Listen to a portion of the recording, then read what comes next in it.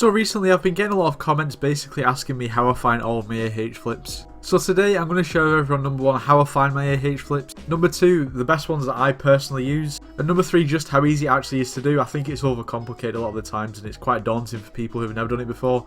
And it's actually quite simple and quite easy. So let's get to it. But just before we do get into the video, if you've not already joined my Discord, then make sure you do so. We've got giveaways going on over there left, right and centre, and also you can keep up to date with all my videos and updates. The link's in the description as always, so get involved. And also, only 12% of my viewers are actually subscribed to the channel, so if you do go on to enjoy this video or take any use from it, please make sure you do subscribe, it helps me out a lot. Anyway, without further ado, let's get into the video. I hope you all enjoy. So first of all, what I do want to say is that this video is going to be aimed more at people who have already got probably say like 30 to 40 million coins in the bank. If you aren't new to the game or just new to AH flipping completely in general, then I will have a different video links in the description that is basically a beginner's guide. Okay, so most of the people who already watch my videos will know that pretty much all I really do is bin to bin flip. Just purely because personally that's where I find the best flips. So a flip that I do a lot is basically flipping with Flower of Truths. Now at the moment that's usually just as a bit of a side venture to get a bit more income in the meantime because they do sell fairly quickly. So there's a few ways you can do this. Obviously you've got your regular legendary Flower of Truths, also you've got your mythic recombobulated Flower of Truths. Now obviously this sort of depends on how many coins you do have at the time doing the flips, but the same principle pretty much applies for both. So when searching for Flower of Truths, what you want to be looking for is hot potato books, stars, so 4 or 5 stars, usually the withered reforge and the Flower of Truth, and any soul eater enchantments as well. Now you might be thinking, well, it's sort of difficult to sort of filter through everything, and obviously it can be a little bit overwhelming if you're not really used to it. But what I suggest is if you do actually just go ahead and type withered in to the AH, make sure on legendary or mythic depending on which you want to flip, and then you go lowest price. It comes up with obviously the lowest for withered Flower of Truth, they come up straight away. This one 5.2 mil, 4-star hot potatoed, is probably a flip.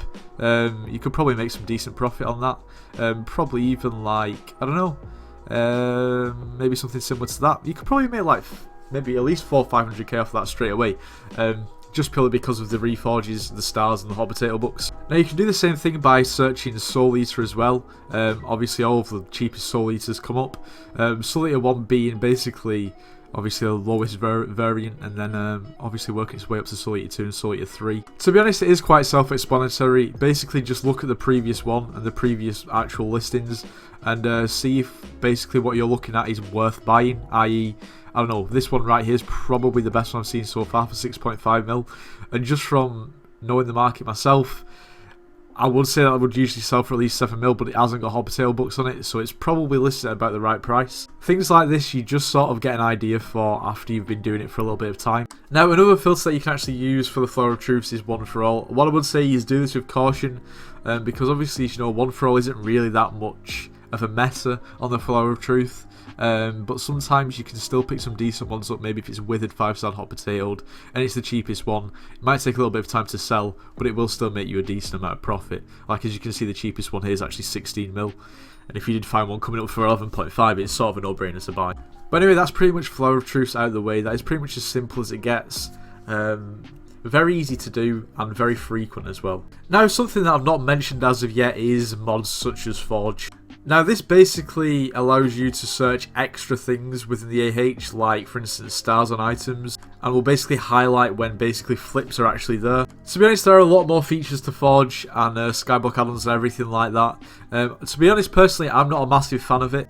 I haven't got an exact reason for it because in theory it does make it easier to AH flip, but I'm just not a fan. But what I would say is if you are struggling to AH flip and you're struggling to basically filter through items yourself, then get Forge, configure it. It is a very good tool to have, but like I said, I'm just personally not really that fond of it, to be honest. So the next item that we're going to be looking at is Shadow Assassin chestplates. Now like I said with the last item, if you've watched any of my Week to Hyperion series or anything like that, you'll know that this is basically one of my favourites. Now this also works for any other piece of Shadow Assassin armour, the same applies really. But the chestplates is where the big money's really at. So what you want to do is obviously, as you know, there's 3 rarities for the Shadow Assassin chestplates. There's the epic, then there's legendary, which you will basically livid frag to get to legendary, and then there's the mythic, which is the recombobulated legendary. Quite self-explanatory, but that's the rundown. Now, to be honest with you, epic flips aren't usually too profitable, just purely because most people who are going to upgrade these chest plates usually have them legendary or mythic. And for majority of the flips that you are going to pick up, it is the upgrades like the reforges, the hot potato books and the stars which is going to add the value and therefore basically provide the profit. So with the epic flips, maybe you'll find the odd one here and there that are ancient 5-star hot potato books, but it's not too common. Usually what you're going to find is maybe like a 1 mil flip on the lowest price chest plate where someone might think, oh, that's a 21 mil, I'll list mine up for 20 mil so it sells quickly. Obviously you can capitalise on that, and after the listing fee you can make probably like 750 to 800k profit. That's all well and good, you can search this from time to time, but where the big money really is legendary and mythic. That's majority of the time anyway. So as you can see here, we've got basically the cheapest one listed at 22.8 million coins. Obviously the price basically varies all of the time. Just something a little bit off topic, but basically if any of you guys watch my Week to Juju series, if you've been watching the channel for a while, then you'll know that I basically gave away the Juju shortbow on a stream. This guy here is actually listed the cheapest chest plate. The Toto actually happens to be the winner of that giveaway, who actually won the Juju.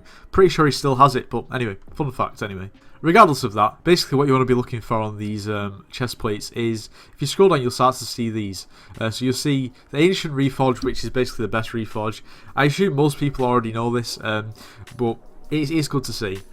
What you also want to be looking at is the stars. Now 4 to 5 stars is what you really want, 5 stars is ideal, but obviously everything sells at a different price point, and the hot potato books as well are really important. So as you can see at the moment, the cheapest 5-star hot potatoed legendary Shadow Assassin chest plate is 25.5 million coins. Now believe me if you want, literally about 2 minutes ago when I actually first searched this filter, there was 3 Shadow Assassin chest plates that were maxed out, like the ones that I've just showed you, for 22 million coins. To be honest with you, I thought I was actually searching for the highest price, not the lowest price. I would have bought a few if I actually was switched on, but I wasn't. But yeah, like I said, what you're going to be looking for is the Reforge of Ancient, the stars up to 5, and the hot potato books. Now, don't get me wrong, if you see a 3-star Ancient hot potato book Shadow Assassin chest plate listed here for 22.8 mil, obviously buy it. It just won't sell for 25 mil. You'll still make profit on it though. It is quite self-explanatory, but I feel like a lot of people don't really understand what makes a good Shadow Assassin chest plate. Now the same literally applies as it was for the legendary with the mythic. There's literally no change in that whatsoever other than the price, which is slightly more expensive. So on to the next item, and that is going to be the Necron chest plate. As most of you probably know, it comes in 2 rarities, that's legendary and recombobulated mythic. Now you're going to be looking for the same things pretty much as we were on the Shadow Assassin for the legendary mythic, and same for the legendary mythic on the Necron chestplate. Basically what you're going to be looking for is Ancient 5-star hot potato book. That is basically going to be what you're going to be looking for. Obviously, like I said on the last one, if you see one listed for slightly lower than the market value, then go ahead, buy it and flip it. One thing you do have to start to consider about this is you might want to basically leave yourself a bit more margin for error in the profit region, just purely because once the items become more expensive, the higher the listing fee. And if you then decide that you've listed your item for too much, you're then going to have to take it down, relist it, and then you're going to incur an extra fee, so something to take into consideration. Now, I don't really feel like I need to go into depth too much on this, just purely because I went into a decent amount of depth in terms of the Shadow Assassin flip, and it is literally the same. We're just applying it onto the Necron chestplate. Now, obviously, because this armor's a bit more later game than Shadow Assassin, what you're going to be looking for more so than the Shadow Assassin is the enchantments, such as Legion, Last Stand, Wisdom to an extent. These will alter the value of the chestplate accordingly, and basically it's just something you've got to be aware of, because sometimes you might sell a chestplate for much cheaper than you actually could sell it, just because you weren't aware that the enchantment actually made it worth more. What I would recommend to do before pretty much flipping anything is just double check the market value of pretty much all the different variations of what you could possibly flip, just so it's sort of fresh in your mind, just so you don't have to double check before you buy the flip to see if it's actually a good flip. In that time someone could have already bought it. But like I said, pretty much the same applies for the mythic as well. Really not too much changes in terms of what you're looking for. Now, something else very similar to Necron that you can flip is Storm. Only difference being with Storm, obviously there's legendary and mythic variants, but it is a mage piece of armor. That means that basically the reforge that you're going to be looking for isn't going to be ancient, it's necrotic, because that's basically pretty much the best for mage in terms of mana. I'm not going to go into too much detail on this flip, just purely because it is pretty much the same as what you're going to be looking for the Shadow Assassin and for the Necron, but looking for Necrotic rather than Ancient. That's pretty much all there is to it. Now, something that I have got a lot recently is basically asking how you flip the Midas staff, and basically the fact that it's so OP, and a lot of people just don't understand how it works. Now, when you actually look at a Midas staff, you scroll down, and you can see the price that was originally paid for it in the dark auction was 26 mil, and it's currently listed for 38. So in essence, if you aren't familiar with the Midas staff, basically the more money that was actually paid for it in the first place at the dark auction equates to more damage. The cap of the damage is capped at 100 million coins. So that basically means that this Midas staff here that originally cost 110 mil is actually no better than a Midas staff that originally cost, I don't know, 100 mil like this one. Now, the most demanded basically variant of the Midas staff, it will be the 100 mil one, just purely because it does do the most damage. I've found that a lot, that basically the ones that I like random values, like I don't know, this one randomly. Ironically, one that I'm actually selling at the moment, that I actually picked up yesterday in the week to Hyperion. Paid 49 mil originally, selling for 63 mil. So as you can see, it does actually take slightly longer to sell when you're looking at Midas staffs that have basically random values. 100 mil Midas staffs usually sell much quicker. But having said that, say if you were to pick up, I don't know, like a 24 mil Midas staff, the usual general rule of thumb is that you want to add 15 to 20 million coins on top of that original value, and that'll be basically the retail value at the moment. Now, this is subject to change just purely because obviously the market changes all of the time, but that is what I've found basically from what I've been looking at in the past probably like couple of weeks of flipping them. Now, something that does become apparent when you're flipping, say for instance 100 mil Midas staffs, is the fact that say for instance this guy here, he's listed his Midas staff for 128 million coins. Now, to list that on the market, he's paid 1.28 million coins up front. And if he decides to delist that, he's going to lose that and have to pay another extra 1% on top of what he's listing again. So you don't want to be making 3 to 4 million coin flips on these just in case you have to relist them. It's not worth the hassle. You want them to be at least probably like a 7 to 8 million coin flip on these Midas staffs when they're at 100 mil. It's just much safer, to be honest. Now, other than the price originally listed, what you really want to be looking for is heroic 5-starred hot potatoed with ultimate wise and other enchantments. That's pretty much what you're going to be looking for, because that is pretty much what people want to buy. Recombobulated is a nice added extra, but to be honest, I've found it doesn't really make too much of a difference on the price. So on to the last item of the video is going to be the giant sword. This price changes all the time. So I'm not really going to be using prices as such in this video just because it is so volatile. But to be honest with you, I've never actually had a giant sword flip, but it's something that I check from time to time, and it seems like the only time that I ever find really good flips is when I don't have enough coins on me. Regardless of that, basically what you want to be looking for in a giant sword is one throw, 5-starred, hot potato booked. Recombobulated obviously will add on to the price a little bit, but yeah, not only hot potato but fuming potato, obviously items like this are getting towards, I wouldn't say they're endgame, but they're getting towards that way, and people are going to be wanting them to be fuming. Now, Withered or Fabled as well is usually just about right. It seems that Fabled is usually the reforge of choice for most people, but then again there are quite a few Withered. Both of them will add value to the sword. Now, like I said for the Midas staff, you really want a good profit margin when you're flipping these. When you're paying 150 mil for an item, it's 1.5 mil every time you list it. So just make sure there's a good profit margin.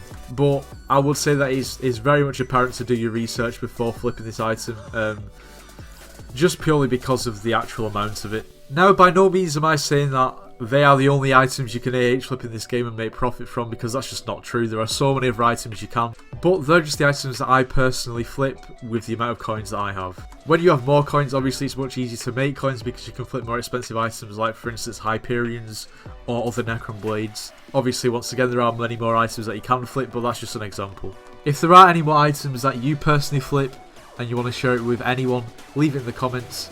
Any comment is much appreciated. But anyway, we are going to end the video just about here. I hope this video helps at least one person. I know this has been requested quite a lot, so hopefully that clears a lot of questions up.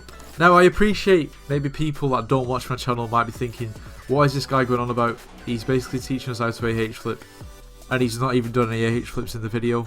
And so I'd say fair point. But then also I'd say just check out my Week to Hyperion videos if you do feel that way, and you'll see that pretty much all the flips I have showcased in this video I do actually do, and they do pay off. But anyway, this is going to be the end of the video. I hope you all did enjoy. And if you did, make sure you do leave a like. Subscribe if you're new, and I'll see you in the next one.